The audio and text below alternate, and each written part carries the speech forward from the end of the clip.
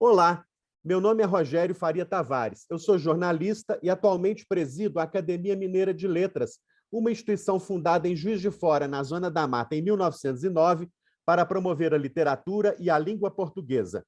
Ao longo de seus quase 112 anos, a Academia tem se mantido fiel na realização dos sonhos de seus fundadores. Em quase 112 anos, ela mantém gratuitamente disponível para o público de Minas e do Brasil, uma programação relevante, intensa e atual. Desde que começou a pandemia, em março de 2020, nós fomos obrigados a transportar nossa programação presencial para a internet e as redes sociais. Toda semana, no nosso canal no YouTube, nós postamos uma aula inédita e exclusiva. E hoje, com muita honra, com muita alegria, com muita gratidão, eu vou entrevistar aqui a escritora Paloma Jorge Amado. Paloma, seja bem-vinda a essa casa de letras. Muito obrigada, é um prazer e uma honra para mim. Olha, a Paloma é membro do conselho da Fundação Casa de Jorge Amado, é filha dos imensos escritores Hélia Gattai e Jorge Amado e também autora de uma obra importante. Nós vamos falar sobre vários dos livros escritos pela Paloma aqui. Mas, Paloma, eu queria também começar essa nossa conversa informando ao público que nós estamos hoje aqui, a Academia Mineira de Letras está hoje aqui homenageando a memória de Jorge Amado, que morreu há 20 anos, né?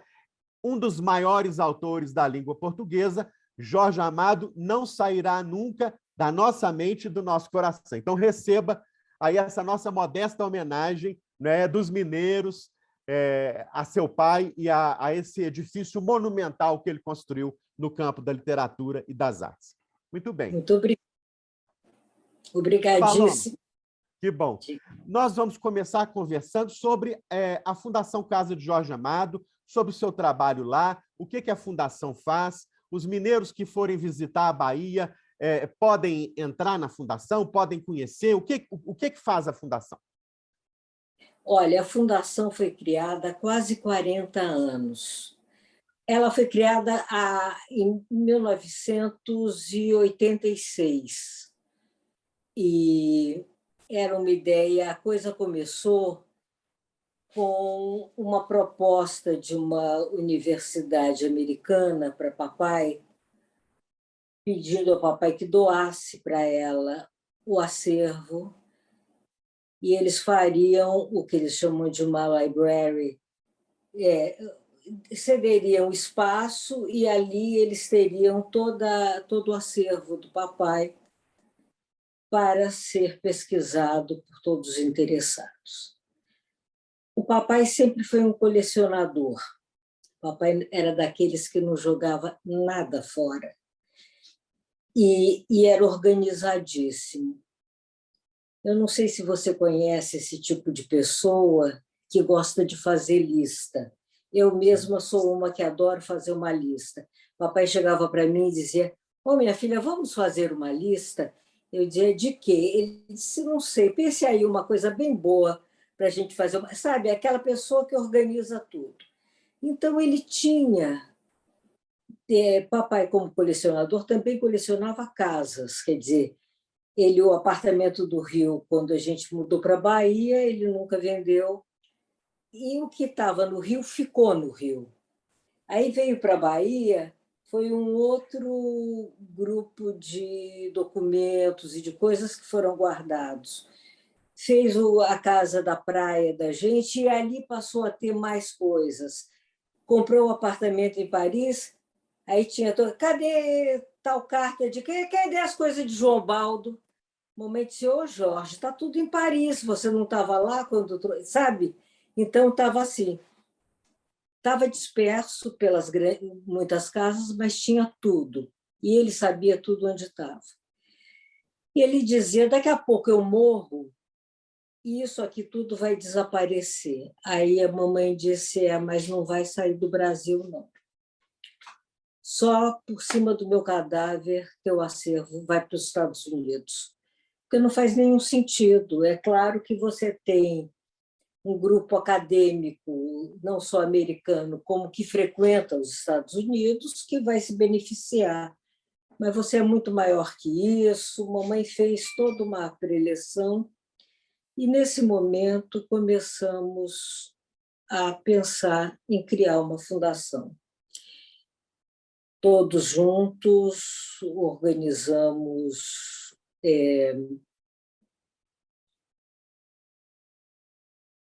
uma equipe mesmo, não formal, mas a Miriam Fraga, que foi por muitos anos a diretora, encabeçava esse grupo, junto com a família, eu, meu irmão João Jorge, meu pai vivo. Se ele não estivesse vivo, as coisas não seriam feitas com a agilidade e até possibilidade que elas foram feitas. O marido da Ângela, que era um grande advogado, viu toda a parte jurídica e a gente, papai diz, eu tenho uma imposição, eu não quero estar atrelado oficialmente a nenhum tipo de governo, nem federal, nem estadual, nem municipal, ninguém que possa pensar que é dono do meu acervo. Ele dizia isso porque pouco tempo antes, 20 anos antes, Pablo Neruda, que era um amigo queridíssimo, meu padrinho, madrinha do meu irmão João, isso é uma história grande que eu não vou parar para contar aqui, ele tinha dado, na época do Allende, toda uma coleção preciosa, preciosíssima que ele tinha, de conchas, caracóis, enfim, do mar, uma grande maioria em madrepérola. Ele tinha dado para a Universidade do Chile, para a Escola de Biologia da Universidade do Chile. E com o Pinochet, essa coleção toda simplesmente desapareceu. Alguém deve tê-la em casa, guardada, é uma preciosidade, mas o papai disse, comigo não vai acontecer o que fizeram com Pablo. Tem gente que gosta, tem gente que não gosta, tem governos que gostam, tem os que não gostam. Às vezes a gente até se confunde dizendo os de esquerda gostam e os de direita não gostam. Nem sempre os de esquerda gostam e nem sempre os de direita não gostam. Os de direita agora detestam. Menos a Damares, que diz que é o escritor favorito dela. E explicou que era por causa dos livros serem um pouco picantes. Até hoje eu não entendi isso. Mas, enfim, vamos deixar a Damares para lá. Da ministra Damares. Enfim, o que aconteceu? Quando nós estávamos com tudo organizado, realmente era preciso uma instituição que desse um apoio. E a instituição que veio apoiar, mas sem vincular a propriedade, foi a Universidade Federal da Bahia. O reitor era o Germano Tabakoff, que foi assim fundamental. Papai queria muito que o Casarão Azul fosse a sede, que é o casarão que domina todo o centro do Pelourinho. Nesse momento, o Antônio Carlos Magalhães, que era o governador do estado, minto, não era o governador do estado, ele era ministro das comunicações. O governo federal era do José Sarney. Mas, enfim, o governo estadual era vinculado ao Antônio Carlos. E o que acontece também aqui na Bahia, seja o que você for, há uma unanimidade em torno do papai. E o Antônio Carlos conseguiu, o governador era o João Durval Carneiro, que o João Durval doasse. Nós fizemos uma fundação de caráter privado, mas, como é que a gente diz, sem fins lucrativos. E essa fundação é proprietária hoje do casarão que foi dado pelo governo do Estado, anos e anos e anos depois de um segundo casarão atrás, que nós ainda não abrimos, só abrimos uma vez para comemorar o centenário de mamãe, foi justamente quando ele foi doado. Nós abrimos maquiando o estado precário que ele estava, fazendo uma grande exposição. Depois fechamos porque ele não tem condições nem de se entrar dentro. E até hoje não tivemos dinheiro para recuperá-lo. E a fundação foi instituída no dia 2 de julho de 86, em Brasília, assinado no Palácio do Planalto, então, com o aval, na época, do governo federal, da Presidência da República, sem ser vinculado a ela, e graças ao que, na época, se chamava de Lei Sarney, que passou a ser Lei Rouanet, e que muita gente diz que a gente mamou nas tetas do governo, quando, na realidade, você sabe que essa lei de incentivo faz com que as empresas venham e contribuam. E nós fizemos uma coisa que a gente teve um grupo de pessoas que mensalmente davam um suporte. Era assim, a sapataria Casa Estela de Mirabeau Sampaio, amigo de infância do papai. A coisa, sabe, empresas. Tem duas que até hoje contribuem. Uma, isso quase 40 anos depois. Uma já até acabou, eles já venderam, que era a Livraria Civilização Brasileira, que era do Demerval Chaves, aqui da Bahia. A família continua contribuindo com aquele X por mês. E o shopping, que já foi shopping Iguatemi, que hoje é shopping da Bahia, continua nosso parceiro. Então, você vê que ela é uma coisa duradoura. Ela começou muito modesta, com um acervo imenso por tratar, e esse acervo a gente trata até hoje. Olha, deixa eu te dizer uma coisa, um parênteses rápido. Eu falo mais do que a nega do leite. Eu tenho uma amiga que diz que quando eu me vejo frente a uma câmera, a um microfone, eu tenho que ser abatida a tiros. Então, quando você quer que eu pare de falar, quando você quiser, me diga pare, e eu paro na hora. Tá bom, eu, às Paloma. vezes, não me dou conta. Eu vou arrematar aqui rápido. Tá ótimo, perfeito. A fundação ela teve um crescimento maravilhoso durante toda a trajetória dela. Ela teve um momento de muita crise no início do governo Lula. Não, minto, não foi no início do governo Lula. Foi no início do governo Jacques Wagner, PT no governo estadual.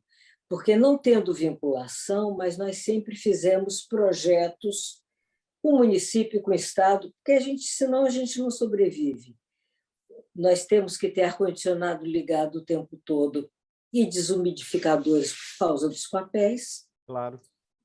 Há um processo de preservação que é caro, e quando começou o governo Jacques Wagner, por uma dessas coisas de politicagem que independem de ser de esquerda ou de direita, como a gente tinha esse vínculo inicial com Antônio Carlos, mas eles não quiseram terminar só nós, não.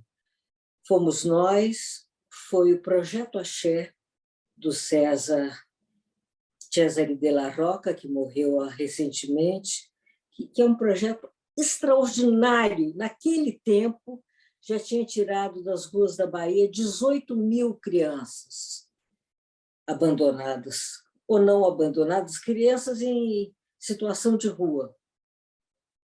E foi muito difícil, a gente teve que recorrer ao chefão, ao Lula, para poder reverter tudo isso, porque estava sendo muito ruim. O que o Antônio Carlos fez, a gente tem que desfazer.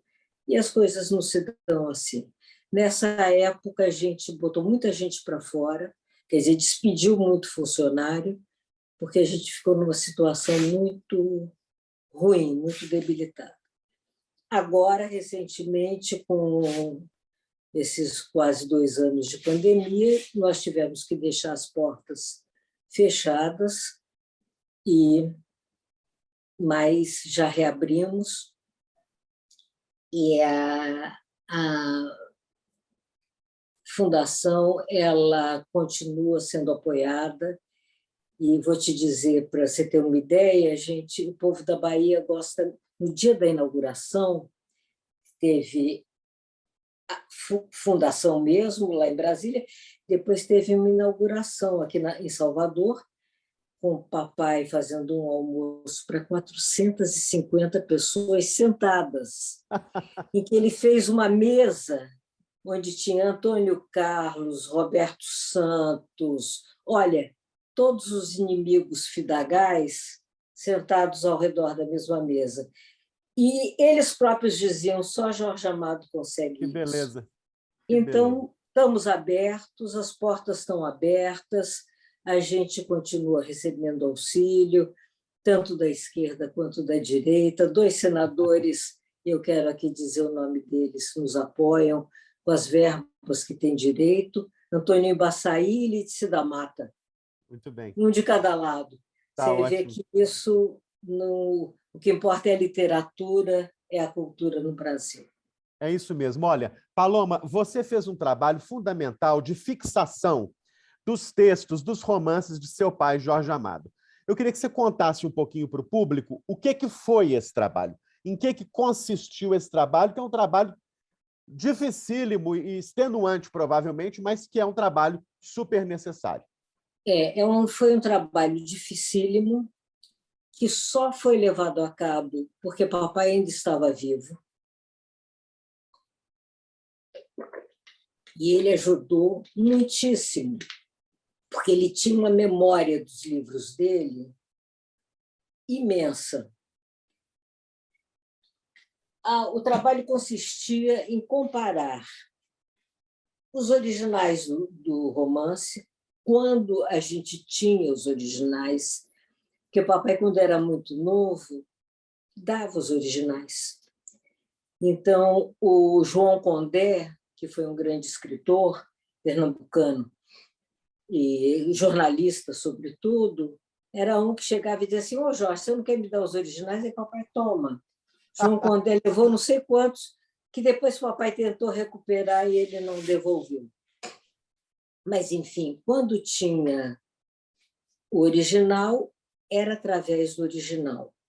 Quando não tinha, através da primeira edição, porque nós temos a primeira edição de todos os livros.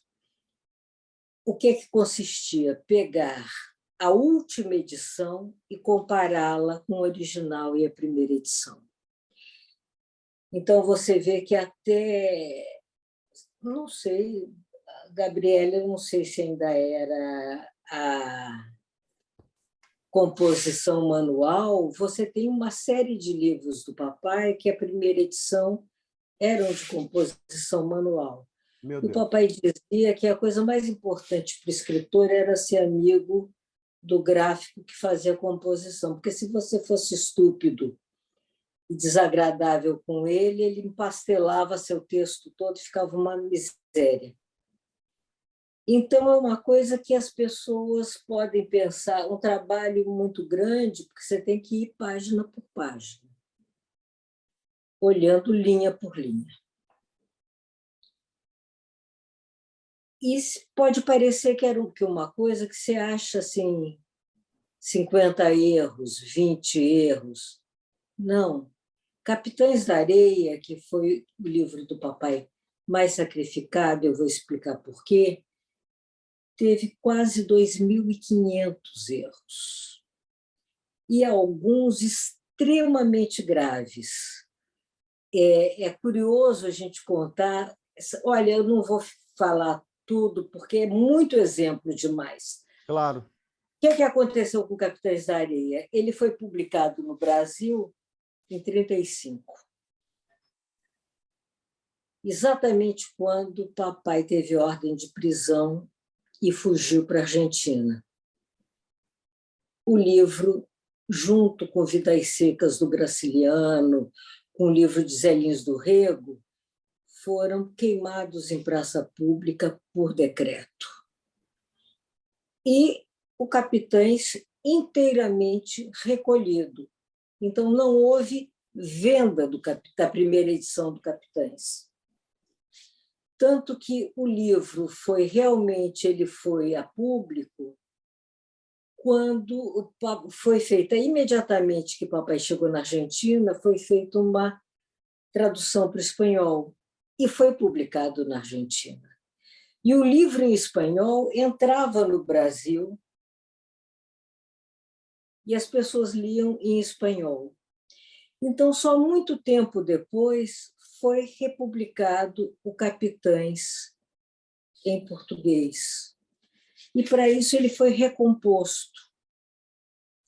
Então, um exemplo de um erro simples, banal, um erro de composição e que interfere inteiramente no texto. O que aconteceu?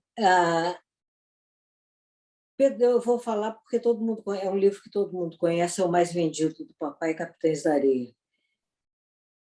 Pedro Bala é preso e é posto na Cafua, na Solitária, um lugar escuro, fedido, onde ele não recebe comida nem água. Quando dão comida, ela é muito salgada, que é para ele morrer de sede. Fica lá muitos dias. O texto do livro: retiram Pedro Bala, a luz do sol incomoda a sua vista, ele mal se aguenta em pé. Esse L da palavra mal caiu. E o gráfico, em vez de botar o L de mal, botou um S de mais, porque fazia sentido. Machucava seus olhos, mas se aguentava em pé. Olha. É o oposto. É o oposto. É o oposto. Então, você, por uma letra, causa o oposto. Tem uma coisa que eu tenho que contar, que é que papai jamais relia um livro seu depois de publicar. Ele dizia que ele não fazia isso porque a tendência era sempre de consertar e modificar. E ele dizia, imagina se eu pegar Capitães agora, eu sou outro homem, diferente daquele que escreveu em 1933. Então, não posso. Mas ele tinha os livros na cabeça. Então, um outro exemplo, vou dar um exemplo de Gabriela. Uma hora tem Nassib chega, logo que a Gabriela vai trabalhar para ele, e ele a vê deitada, com o vestido um pouco levantado, a coxa branca como a luz do luar. E eu disse, papai, eu disse, papai, não pode ser. Ou bem a Gabriela tem a cor de canela, ou ela é branca como a luz do luar. Aí o papai disse, está como a luz do luar? Não, é com a luz do luar. A luz que incidia sobre a coxa a deixava branca.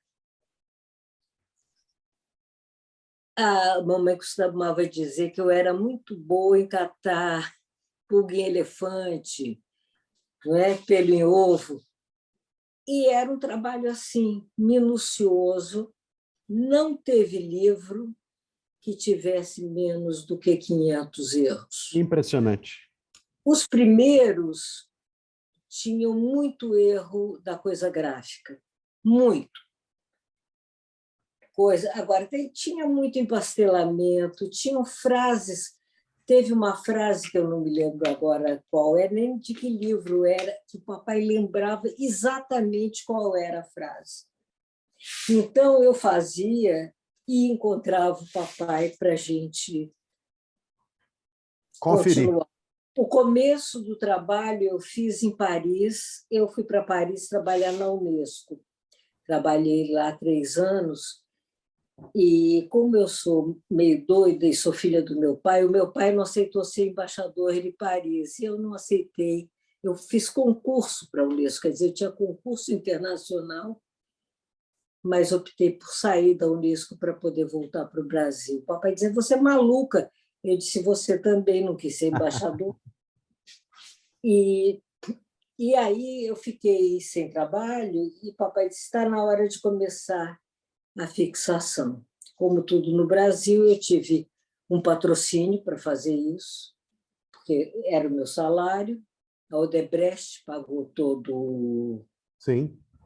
o trabalho e ele levou alguns anos. Eu voltei de Paris e continuei fazendo no Brasil. Que beleza de trabalho, Paloma. Foi bom que logo que eu voltei para o Brasil, eu me divorciei e fiquei morando na casa do meu pai. Isso. E então eu tinha ele toda hora, eu ia lá e ele não conseguia acreditar que tinha tanto erro assim, e tinha muito mesmo. É E eu fico impressionante. muito feliz que tem muitas traduções, a grande maioria, que são com base já nesse trabalho de Que bom. fixação. Ontem esteve na minha casa um turco, o Sheuavar, que me trouxe um livro, Tenda dos Milagres, traduzido por ele, e me mostrou, seu nome está aqui, porque eu me baseei Que no beleza. Tenda que fez a fixação. Aí está. Que beleza. Olha, que beleza de trabalho.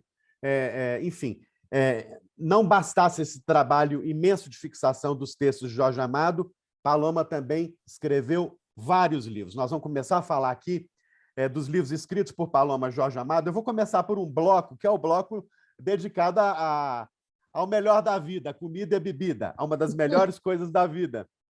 Paloma, eu queria que você contasse para o público como é que surgiu a comida baiana de Jorge Amado, esse belíssimo volume que eu tenho aqui nas minhas mãos, ou o livro de cozinha de Pedro Arcanjo com as merendas de Dona Flor. Olha, ele nasceu da minha grande paixão por culinária e por livro de cozinha. Não é que eu seja uma grande cozinheira, mas eu tenho paixão por livro de cozinha. Eu já tive na minha biblioteca quase 1.000 exemplares de livro de cozinha. Depois, com as mudanças, eu me desfiz, dei para as minhas filhas e tal, só para a gente que gostava. E devo ter uns 500 volumes hoje, porque eu continuo comprando. E um dia meu pai me deu um livro. Eu adoro livro policial também. E tanto eu quanto o papai sempre fomos grandes fãs do Georges Simenon, Isso. que escreveu a série do Maigret. E papai me deu um livro que era o Caderno de Receitas da Senhora Maigret. Esse livro papai me deu em francês, mas ele existe em português, até em 2 versões. E era um livro lindo, simples, que dizia: Maigret come, digamos, gigot d'agneau no livro tal.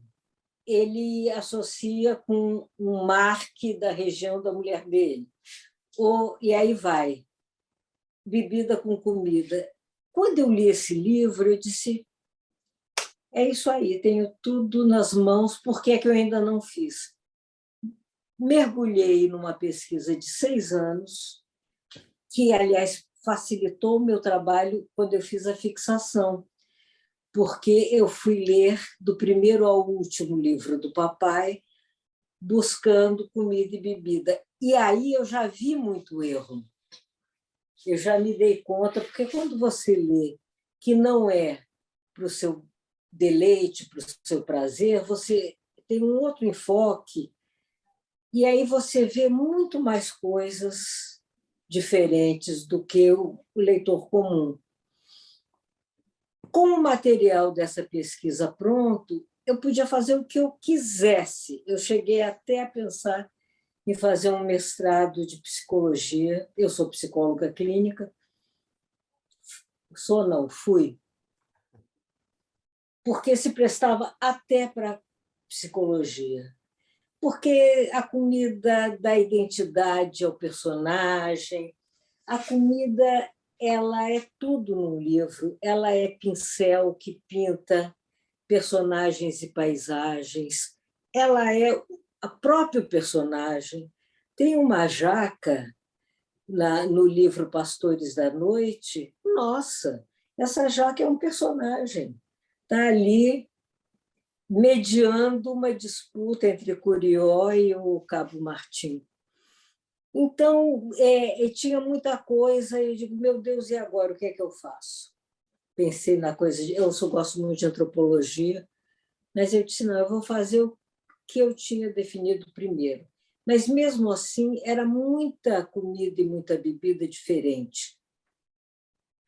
Então, a primeira linha foi comida baiana, que é o marco dentro dessa literatura muito baiana do papai.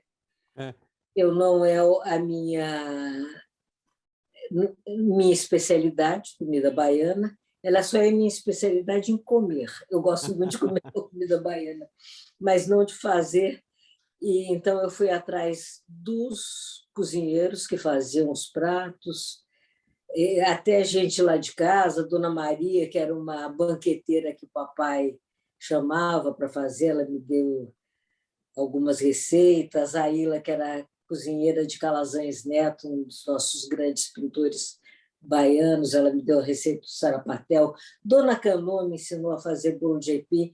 Olhava para mim, que nem minha avó Lalu, e dizia, tu não vai acertar não, minha filha, eu vou ensinar, como quem diz, eu vou ensinar, porque você é minha amiga, minha querida, mas você não vai acertar, porque é muito complicado. E aí saiu esse livro que me deu muita alegria. Papai não acreditava que eu fosse fazer. Ele, quando viu, ficou muito surpreso. Na primeira versão minha, eu escrevia muito pouco, eu botava os textos dele, como botei, como ilustração do prato, e ele me disse, olha, eu sei que você não quer escrever, naquele tempo eu resistia muito a escrever. E entendo porque as pessoas vão comparar com você, comigo, e sua mãe já começou a escrever e vão dizer que agora é a família inteira, mas eu confio muito na tua escrita e eu não deixo publicar esse livro se você não escrever um texto para cada prato. E, por conta disso, eu fui lá e meti as caras e escrevi. E isso foi um aval que o meu pai me deu muito grande para eu continuar escrevendo. Primeiro escrevendo só para mim, sem mostrar para ninguém, e depois ampliando isso. Como editor essa edição que você tem é a segunda edição da Record. Isso. Já saiu uma terceira pela Companhia das Letras, que é uma beleza também. Lindo. Quem fez a editoração foi a Rita Lobo, ficamos amigas, ela é uma querida. E, nessa época, quem fez a primeira edição foi a editora Maltese. Uhum. Nessa época, eu escrevi um livrinho que meu pai e minha mãe fizeram 50 anos, não de casados, mas de ajuntados, porque eles só casaram 30 anos depois, Isso. Quando saiu o divórcio, que ambos tinham sido casados antes. Isso. Mamãe, nessa época, já tinha enviuvado e papai ainda não. Quer dizer, papai teve que esperar o divórcio para casar. E eu fiz um livrinho que era um ABC, ABC dos 50 anos de amor. Porque o ABC, que é uma coisa de cordel, é uma coisa que eu gosto muito. Eu não sou cordelista e nem tentei imitar. Eu só quis escrever, com cada letra do alfabeto, uma coisa de amor para eles e, ao mesmo tempo, isso numa página.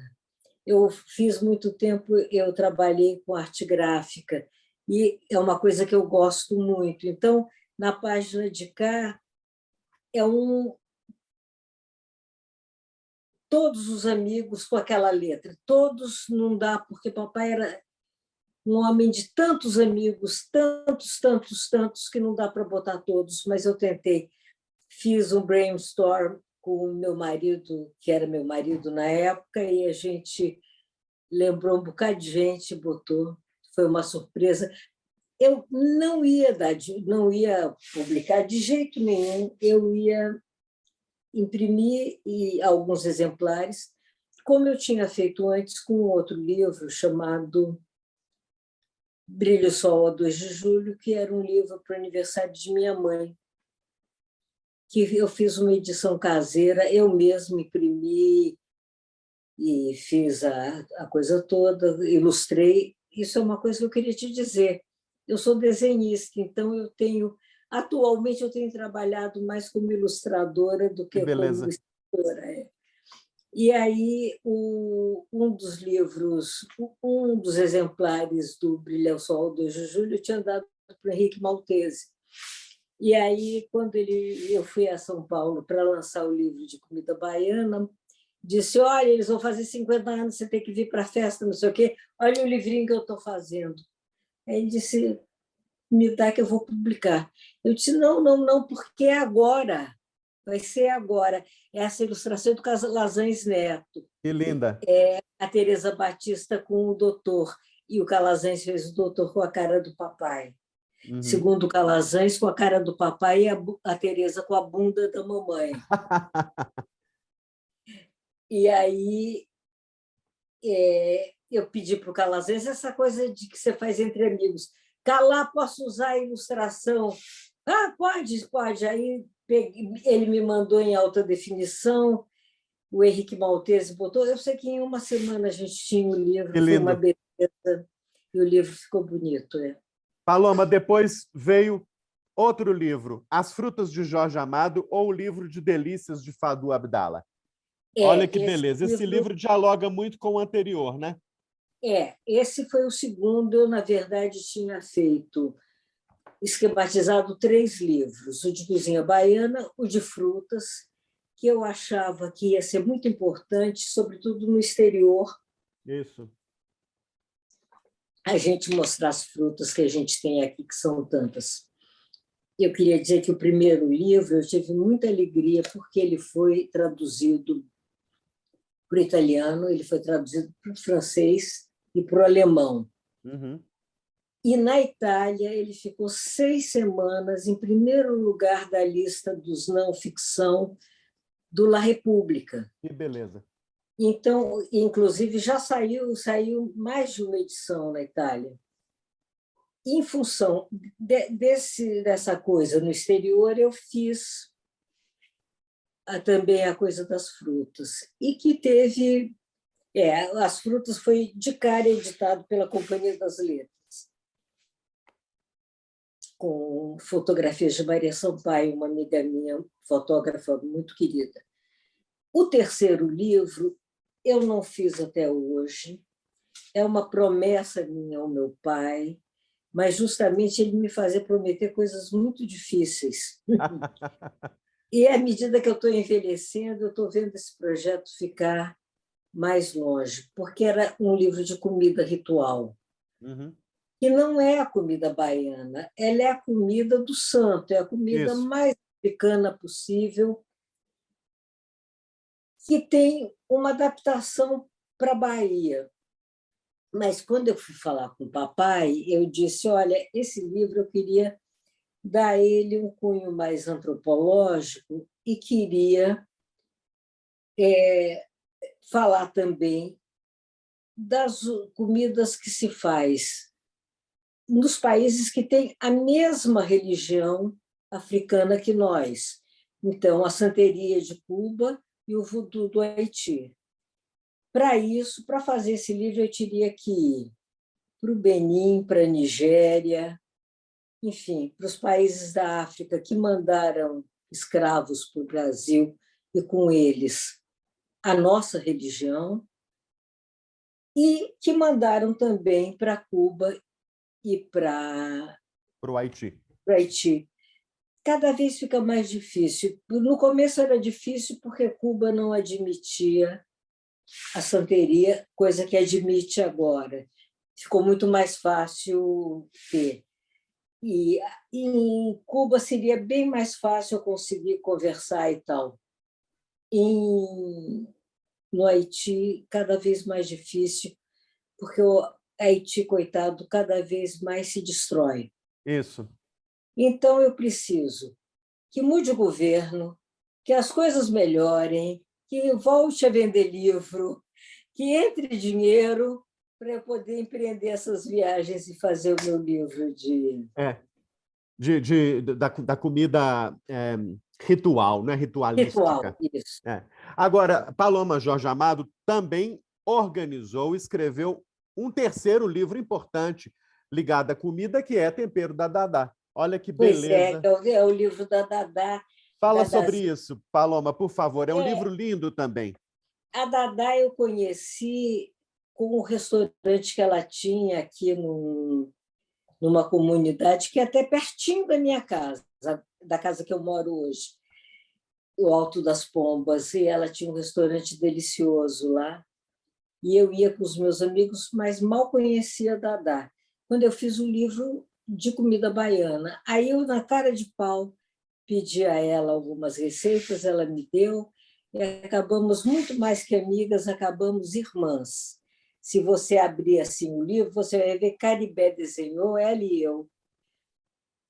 Caribé fez um desenho dele e de Papai de Cosme e Damião, que é que a gente ama muito e cultua muito aqui na Eu sei. Bahia. Uhum. E Cosme e Damião tem uma versão feminina que é Crispine Crispiniana. Isso. E aí ele fez eu e Dadá vestidas de Crispine Crispiniana, duas iguaizinhas, gordas, baixas e de perna grossa. Aí ela dizia: olha, minha irmã, nós somos igual. Você branca e eu preta. Tá aqui, nós duas. E viramos irmãs mesmo. Aí eu disse: Dadá, me dá suas receitas, vamos fazer um livro que vai fazer o maior sucesso.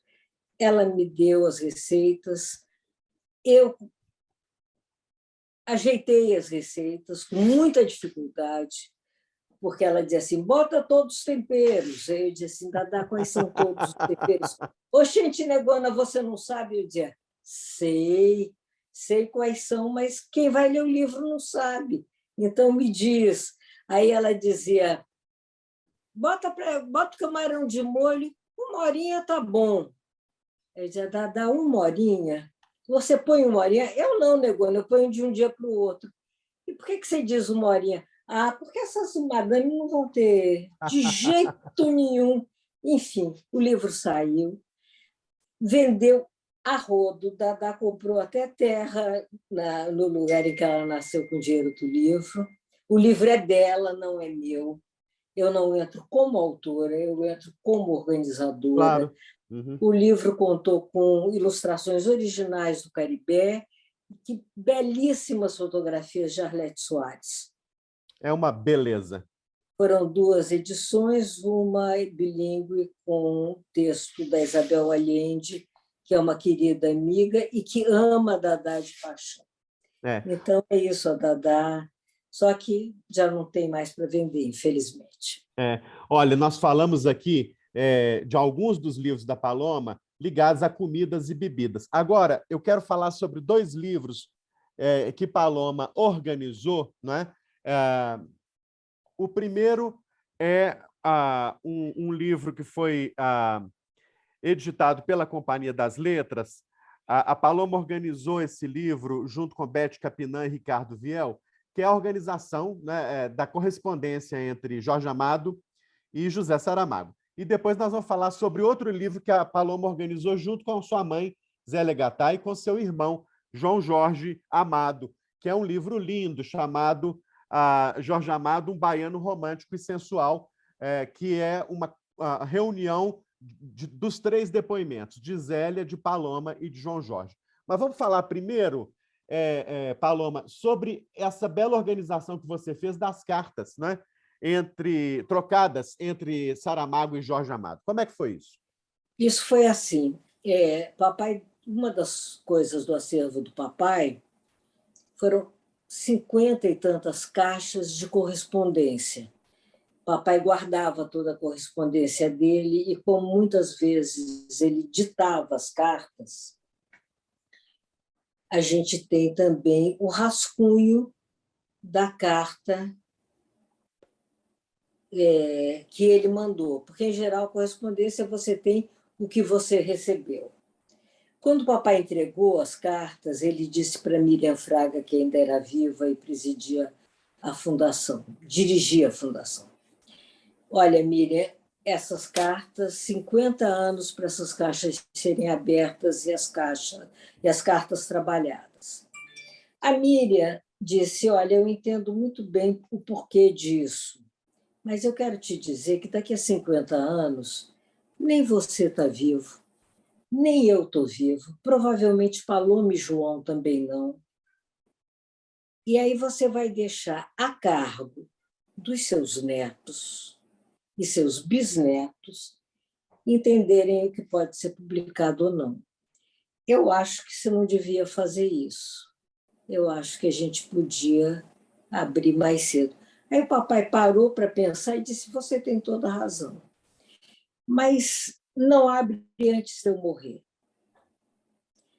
Papai morreu há 20 anos e Miriam não teve coragem de abrir as cartas. Quando Miriam morreu, tem alguns anos, quem a substituiu foi Ângela Fraga, filha dela, que já trabalhava com ela e que é espetacular. Vou te dizer, a fundação é um luxo por conta dela, que consegue tirar ouro de pedra.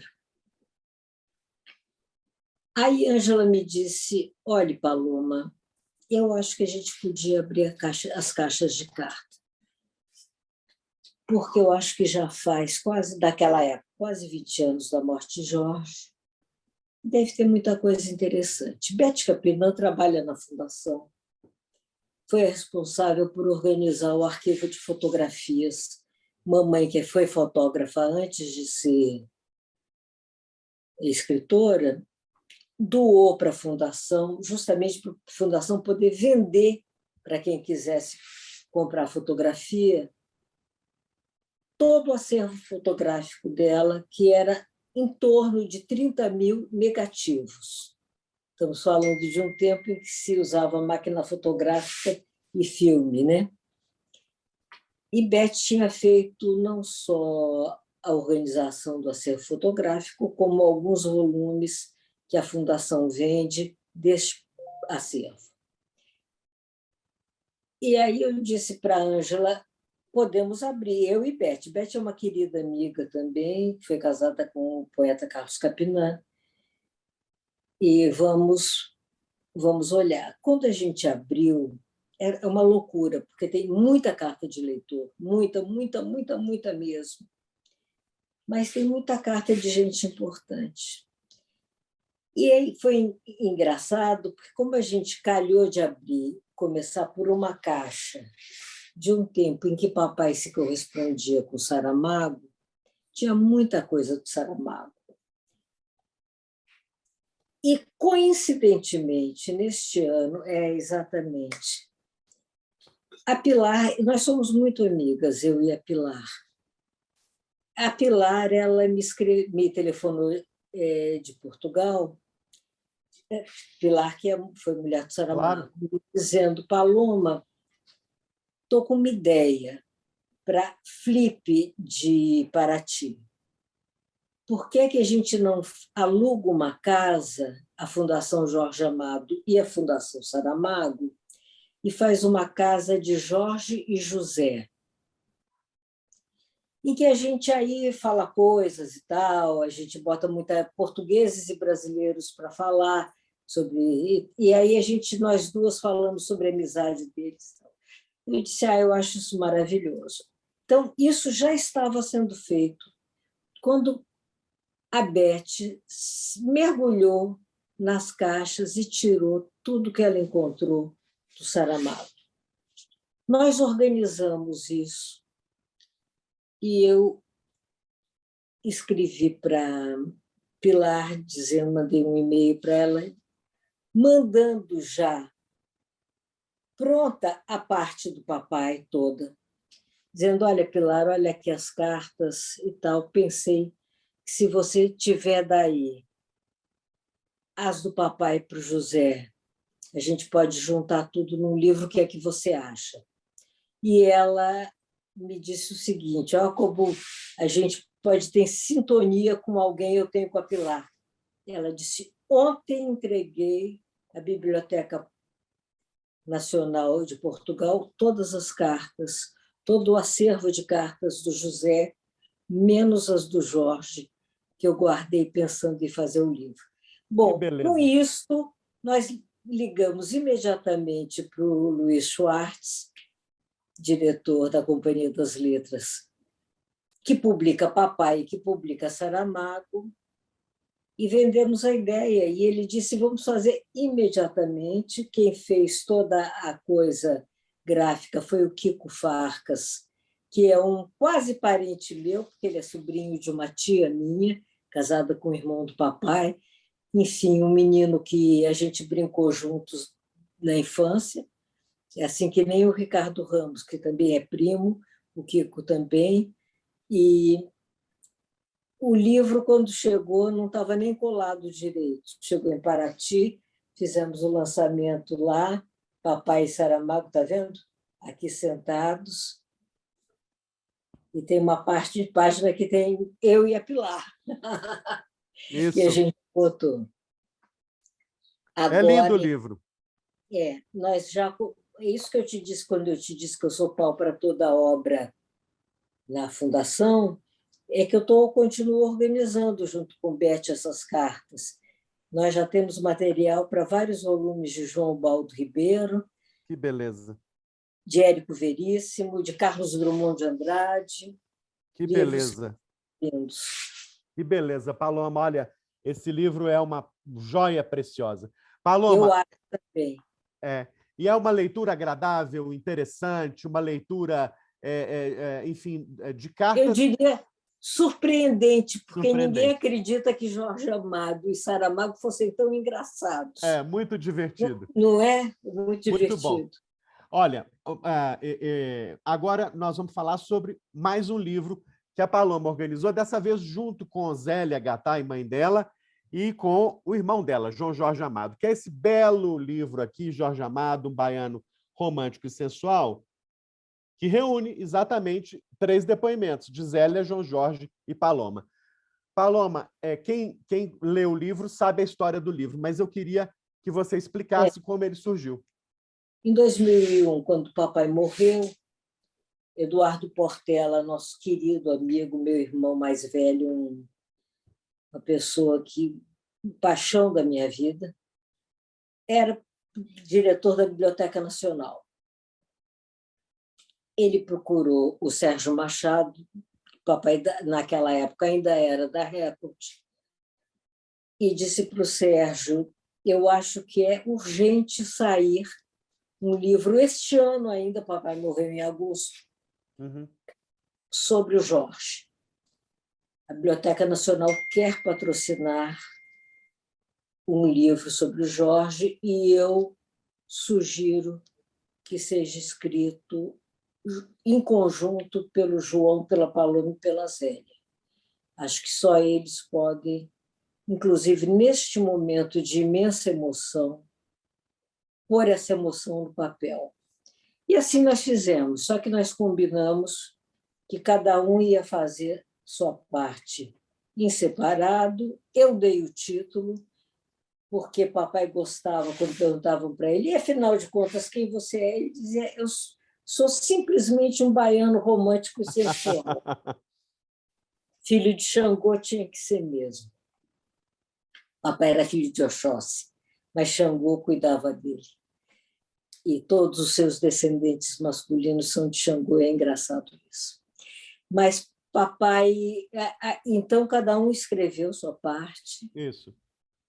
Eu revisei, eu fiz toda a editoração do livro, revisei, organizei, e aí a única coisa que mamãe interferiu foi que ela disse: nada de botar os textos em ordem alfabética do autor, porque ela é Zélia, por ordem de idade. O meu é primeiro, mamãe não deixava, ponto sem nó, né?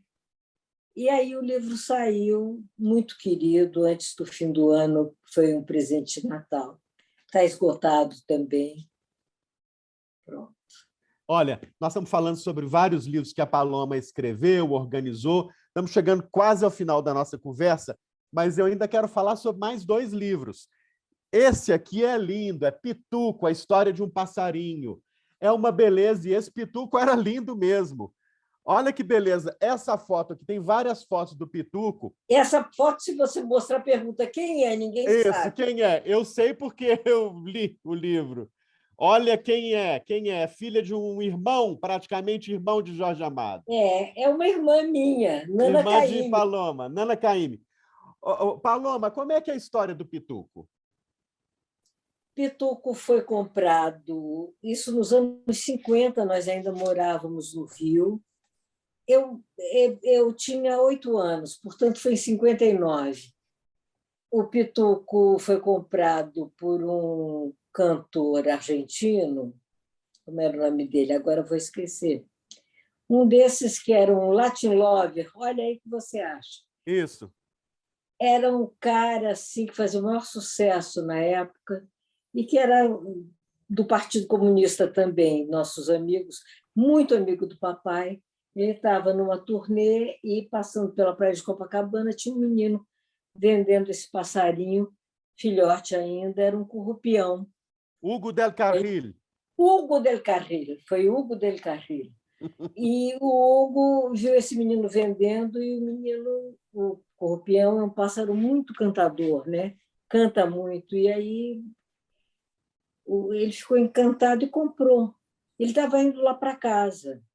Estava assim, quase em frente do Copacabana Palace, o menino vendendo, ele comprou, virou a esquina da Rodolfo Dantas e chegou lá em casa com um passarinho. E papai ficou encantado, papai adorava o passarinho também, papai adorava tudo quanto era bicho. E fecharam as janelas e soltaram o passarinho. E o passarinho pousava no ombro de um, na cabeça de outro. E o Hugo pediu para o papai o favor de cuidar do passarinho enquanto ele circulava pela América Latina fazendo os shows dele. E assim o Pituco ficou lá em casa. Tem muitas peripécias dele ainda no Rio, com Sartre, Simone de Beauvoir, cantando e... Pois é, compôs junto com João Gilberto. É um Teve livro muito... lindo. E aí, quando a gente mudou para a Bahia, bom, antes disso, o Hugo voltou, mandou alguém buscar o passarinho. Uhum. Mandou alguém buscar o passarinho e o papai mandou, a casa do meu avô era no apartamento de cima, mandou trancar o passarinho no meu quarto, que era lá também, e trancado porque tinha gato, então não podia, o gato ver o passarinho. Aí disse: ele voou, ele se perdeu, ele fez uma mentirada e ficou com o passarinho. O nome dele era Pituco, porque Pituco em espanhol quer dizer dandy, aquele rapaz muito coisa. E o Hugo dizia para o papai: mira, Jorge, como é Pituco, muito Pituco, e ficou Pituco. E depois papai a gente trouxe para a Bahia e viveu na nossa casa muitos anos, muitos. Ele morreu com mais de 20 anos. Eu pontuei no livro, a primeira foto do livro sou eu com o papai, só aparece a ponta do bico do Pituco que está guardado aqui na mão do papai, eu com 8 anos. A última foto já é papai com minha sobrinha Maria João, filha do meu irmão, que na época da minha foto tinha 15, ela com 5 anos de idade. Você vê que o mesmo passarinho foi da infância de uma geração para a infância da outra. Olha, muito bonito. Estamos falando aqui sobre vários livros escritos pela Paloma e organizados pela Paloma. É muito bonito esse olhar dela sobre a vida. E eu queria, enfim, já ir me aproximando do final dessa deliciosa conversa, abordando o livro que reúne as crônicas que a Paloma escreve, não é? Deu para perceber aí que ela tem uma alma de cronista e alma de poeta ao mesmo tempo. E isso está muito Obrigada, olha claro. que coisa. E a E verdade, esse é um autorretrato meu. isso, Você vê um desenho meu. isso fica muito claro nesse livro aqui, Bom Domingo a Todos, que é a reunião das crônicas que a Paloma publica em jornais, né? Paloma, Eu não publico em jornais, eu publico no Facebook. mas, Se eu mas por te muito disser, tempo você publicou no jornal, não é eu isso? publiquei no Jornal da Tarde, que era É, do Estadão, eu publiquei crônicas, isso. mas tem muito tempo. Depois eu propus a um jornal aqui da Bahia escrever sem cobrar, não quiseram. Opa, Aí eu me desiludi e passei a acontecer o Facebook, e eu publico no Facebook, além de mandar para umas 200 pessoas que me pedem e que não leem no Facebook. Então, eu tenho uma lista de pessoas para quem eu mando toda semana. Eu isso. publico todo domingo, ele tem esse nome, porque é como eu termino todas as minhas crônicas. Esse é um primeiro livro. Eu agora pretendo lançar, até com o editor mineiro, um, não as crônicas, mas a partir das crônicas, uma espécie de autobiografia, ou, digamos, uma biografia familiar, que eu penso em chamar de A Gringa, porque eu nasci na Tchecoslováquia e diziam que eu era gringa. O imediato é o Luiz Fernando Isso. Imediato, e de vez em quando me cobra cadê o livro, mas eu agora estou sentada em cima dele escrevendo. Que beleza. Olha, então vem novidade boa por aí, que é A Gringa, que é uma memória familiar ou uma memória autobiográfica da Paloma Jorge Amado. Paloma, uma última palavra sua nessa homenagem que a Academia Mineira de Letras presta a seu pai, presta ao imenso Jorge Amado. Que falta ele faz? Ah, uma falta imensa. Olha, o meu pai, ele foi uma pessoa muito generosa, muito, muito, muito. Ele se doava de uma maneira que eu nunca vi ninguém fazer. E isso transparece na literatura dele, transparece nas entrevistas que deu, nos filmes que fizeram, adaptando da sua literatura. Então, ele é uma pessoa que ele, 20 anos depois de sua morte, ele continua influenciando as pessoas. Se a gente chama de imortal quem vai para uma academia, eu acho que o meu pai conseguiu isso, essa imortalidade, através da sua obra generosa. Eu, da minha parte, sinto saudade profunda dele todos os dias. Eu tenho ele aqui atrás, ó, ele está aqui, está vendo? Do meu Isso. ladinho. Do meu lado, e assim como mamãe fazia, mamãe, todo mundo tem essa fotografia na família. Quando o papai morreu, mamãe dizia assim: você sabe que hoje ele me piscou o olho, ele olhou para mim e fez assim. Eu converso, eu falo, eu sinto. Eu queria tanto que ele estivesse aqui, eu acho que eu ia entender muito mais o que está acontecendo com o Brasil do que eu entendo hoje. Mas eu vou buscar nas coisas que ele deixou, nos menores objetos, nas coisas mais singelas. Meu pai era um homem muito simples, generoso e simples. Então eu busco muito trilhar os passos dele na simplicidade, na generosidade.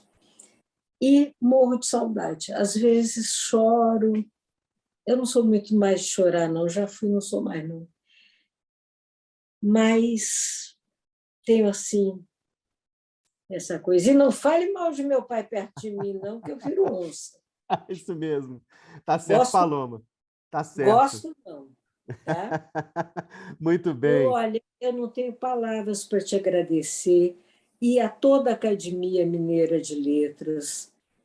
essa oportunidade de vir aqui falar com o papai, sobre papai, eu disse com o papai, porque eu estou aqui com ele junto, então, com ele, falo para vocês e ele fala por mim também. Muito, Que muito bom. obrigada, de todo coração. Olha, Paloma, quem agradece sou eu, nós é que agradecemos seu tempo, seu carinho, sua generosidade. Muito obrigado. A Academia se sente honrada e orgulhosa de poder homenagear um dos maiores escritores da língua portuguesa de todos os tempos, por meio de uma conversa tão agradável, tão gostosa, com a escritora Paloma Jorge Amado. Muito obrigado e espero que tenhamos outras oportunidades de conversar e até de nos encontrar. Você já viu que eu gosto de falar, é só chamar. Que bom. Obrigado, um abraço fraterno. Um abraço grande. E viva Jorge. Tchau. Salve, Jorge. Salve. Obrigado, Paloma.